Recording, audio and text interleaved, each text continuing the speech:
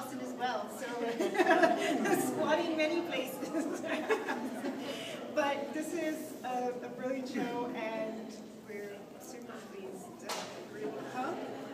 And thanks to Jessica as well. Jessica really kind of took on a bit of curatorial with this too. So it's great to have you, and please just launch on in. So thank you, girls. Look, you could all come a bit closer because there aren't that many of you. Luckily, awesome people on the way. There's no point in me shouting across this big empty space. Well, first I'd just like to, you thank me for coming, but I really want to thank everyone here for having given me this opportunity, and for also having been very kind and helpful in all kinds of ways, but also in getting this up on the wall. I had a lot of help this week, especially from Lucia, her first week, and Jessica, who's helped in so many other ways, but today also Hammer, and Megan, who's not here right now, but the embarrassed Megan, who was also very helpful. So, where to start? I want to do a walk around the way Megan did in the other room, because it's sort of all, I don't have the chronological order here, it's just sort of a show that was all made to go together, and was inspired by a specific neighborhood in Yellowknife, which is called the Woodyard, and I made it specifically sort of around the Woodyard and the Woodyard's history and its situation. But I think it's a theme that can also be applied to many places in the Yukon and other places in the north. And from what I've understood, the Woodyard could sort of compare to the situation with the shipyards here in Whitehorse some years back, with the, as far as the lifestyle goes. But I wanted to, if I give you a bit of history on Yellowknife, and I'm sure some of you have been to Yellowknife before and maybe lived there at one time or another. But when Yellowknife was first built, when people first started moving to Yellowknife, which was, in a similar gold rush context, but much less intense than, your gold rush you had up here, your Klondike, and was a few years later, everyone first started building in what we now know as Old Town, that was on what was also called the Rock at the time, is now known as Pilot's Monument. So it was built, for those of you who've never been to Yellowknife, it's very rocky in Yellowknife. It's built on the Canadian Shield. So the first people came and they built on the rock, basically, and more people came, and it's beautiful. But at the time it was not so beautiful because there were a lot too many people, and things don't seep into the ground when you're on the rock. So it quickly became a not so nice place to live, and not especially sustainable. And by the early 50s, they decided to move Yellowknife up the hill, where it wasn't totally on the rocks, and there could be some roads and sewers and pipes and, a more modern city. And I'll spare you, the whole history of Yellowknife, but the gist of it is that the nice, more modern part of the town is up the hill, and the more, how can I put it? Old Town still has a bit of that frontier feel, because, the streets aren't all straight, it wasn't surveyed. It has character. It has character. It's colorful. Yes, it's colorful. And at some point during this history, too, it was zoned as residential industrial, so there was, the fair share of things that could also be considered ugly to other eyes.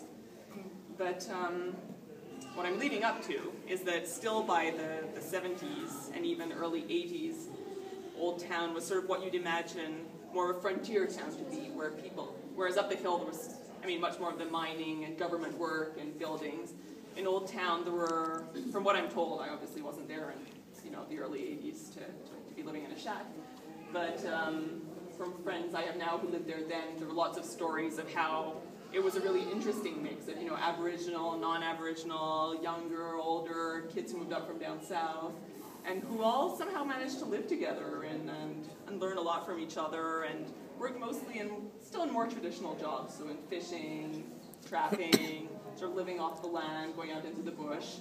So, and the Woodyard, and the whole of Old Town, that was still full of shacks and dog teams, and everything at that time allowed for that lifestyle, because even back then, housing was already very expensive in Yellowknife, and was short of housing, and having these shacks and this slightly different and more affordable place to live sort of allowed for this lifestyle. And, I'm sorry, it's taking quite a while here, but what this leads up to is that by the mid-80s, the city really tried to crack down on all the squatting and the shacks and the you know, that not very clean and not really appealing lifestyle, I guess.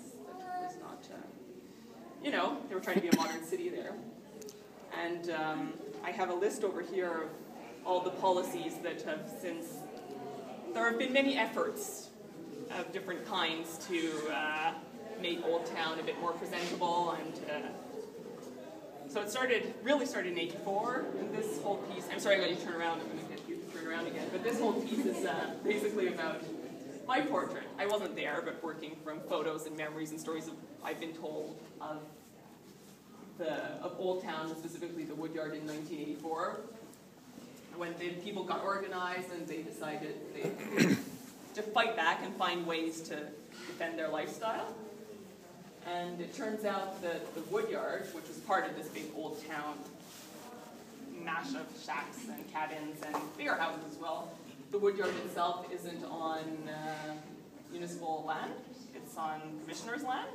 So some lucky loophole in the law there allowed the Woodyard to keep on, all the shacks that were in the Woodyard to keep on standing. And still today, that loophole has sort of managed to let that lifestyle live on. And despite, you know, all the different efforts and policies and development plans and everything else, it's still, the Woodyard's still like this little haven, this little spot where that lifestyle is still possible. So the rest of the work that's in the gallery here is about that Woodyard. So, I mean, it's real.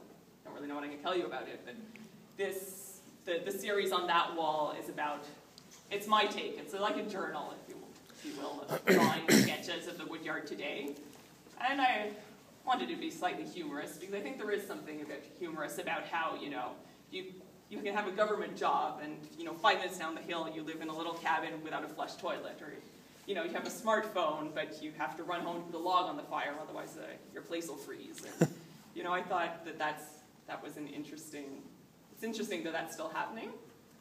And I also just think it's interesting to reflect on all of this, I wouldn't say especially now, I mean, it has been for all these years, but the North right now seems to me to be very popular in sort of popular culture. There's, you know, the ice road truckers and ice pilots, and you had a reality series recently about the Chilkoot Trail, was it the Gold Rush? Something, there have been and in Yellowknife we have Arctic Air, that's the new CBC drama series. And so there's a lot of, the North seems to be very, it's still very attractive, or Into the Wild, the movie. You know, people still think, there's something very romantic about the North. And I think that down south people do imagine this whole shack thing a lot, and, you know, the romantic last frontier, and I think that that's what people like to think about when they think of the North, and that's how they imagine it. And I also feel that to some extent that's how, you know, that's part of what our tourism is based around too. So I think it's interesting to reflect on how are these shacks heritage, what is, like in the North, I guess it's a bit harder to define heritage because the history is so young. And and especially like right now when Whitehorse seems even worse than Yellowknife as far as affordable housing goes, and, you know, there seems to be a housing crisis. And, you know, when you pay extreme amounts of rent, it's harder to have to choose to have a slightly different or alternative lifestyle. If you have like you need to work 9 to 5 to pay that kind of rent. And I think a lot of creative things get done when you're not working 9 to 5. And I think, sorry, I'm sort of shooting off in every direction here, but there's a lot to think about. That's good. Can I ask you something? Yes. You chose felt as your medium. Can you talk about that for a minute? Yeah, for sure. For a few different reasons. One of them being that I find textiles are well suited to telling stories, and have done in many cultures. I mean, we have a great example just in the other room here. But also if you travel to Mexico and you know, there's weaving, telling stories, or in clothes in Guatemala, or, you know, in my family, you know, quilts telling story. Here we have some painted quilts.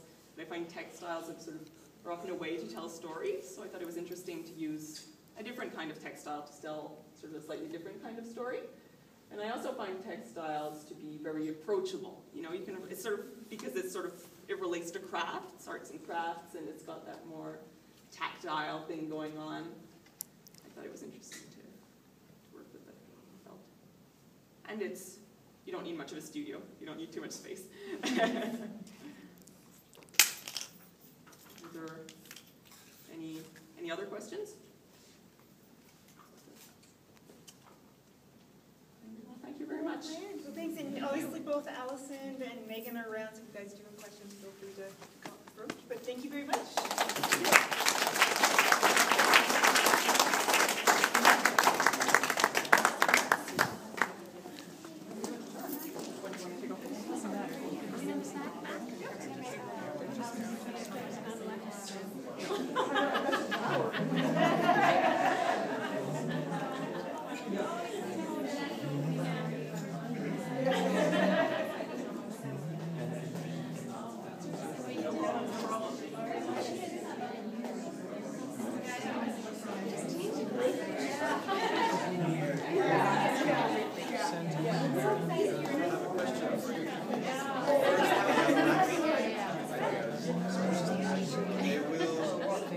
They will